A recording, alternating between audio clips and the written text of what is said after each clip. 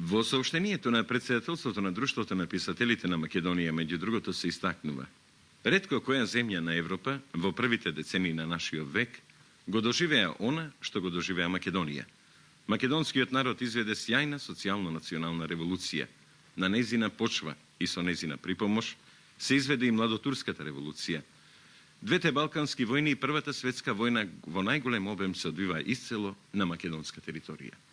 Цели 6 години траеше тој погром со учество на милионски војски од Европа, Азија и од Африка.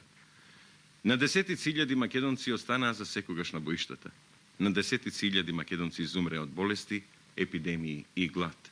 На стотици илјади беа фрлени во бегство, за да го спасуваат својот гол живот, расфрлени низ континентите во класичен воен, политички и социјален екзил. Македонија, како резултат на тие војни, доживеа страотни пустошења и разорнување. Точно во такви околности уследи и поделбата, а потоа и окупацијата на Македонија од страна на Бугарија, Грција и на Србија. Најгнасниот и најнеправедниот акт во историјата на Македонија, педантно, најсуптилно испрограмиран во кабинетите на балканските монархии. Пооднапред подготвени списоци на илјадници македонци беа ликвидирани од окупаторите, а Македонија се престори во најголемо европско градилиште на жандармериски и полициски станици.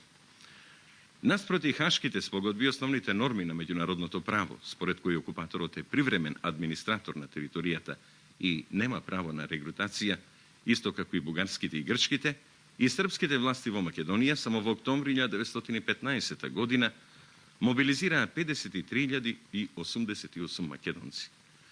На тој начин македонците од една војска беа принудени да нишанат во своите татковци и браќа, мобилизирани во другата војска. Полицискиот терор имаше задача да го подготви наредниот чекор. Извршената поделба на Македонија го олеснуваше низиното колонизирање.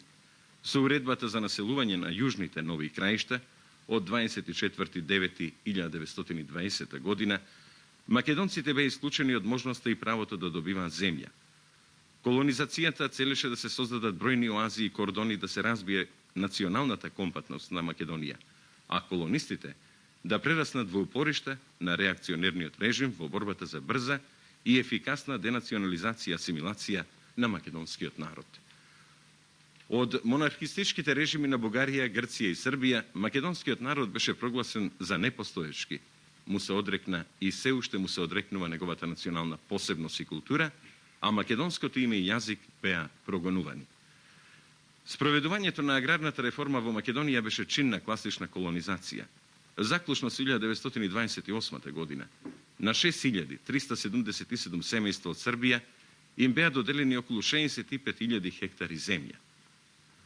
Во сообщението на председателството на Друштвото на писателите на Македонија натаму се вели: многу нешта во последно време ја вознемируваат нашата јавност. Настаните со манастирот Свети Прохор Пчински, со македонските археолози, присвојувањето на македонската средновековна историја и уметност, односот на српскиот печат кон собирот на децата бегалци од Македонија во Скопје, односот на југословенската надворешна политика кон македонското национално прашање, односно прашањето за признавање на елементарните човечки права на македонските национални малцинства во соседните земји и така натака.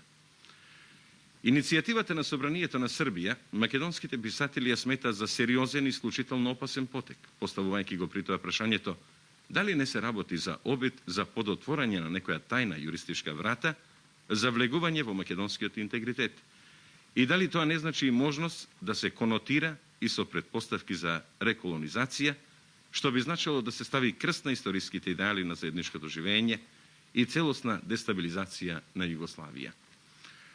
Оваа иницијатива, го сакал тоа некој или не, им оди на рака на најреакционерните и најнеаучни тези дека македонската држава и нација се октроирани. Поради сето тоа се вели меѓу другото во сообщението на председателството на Друштвото на писателите од Македонија: бараме Собранието на Југославија оваа точка да ја симне од дневниот ред. Делегатите од Македонија во него да ја одбијат дискусијата по оваа иницијатива. Собранието на Србија да ја повлече иницијативата, а Собранието на Македонија да подготви и издаде бела книга за ова прашање со сета објективна историска аргументација.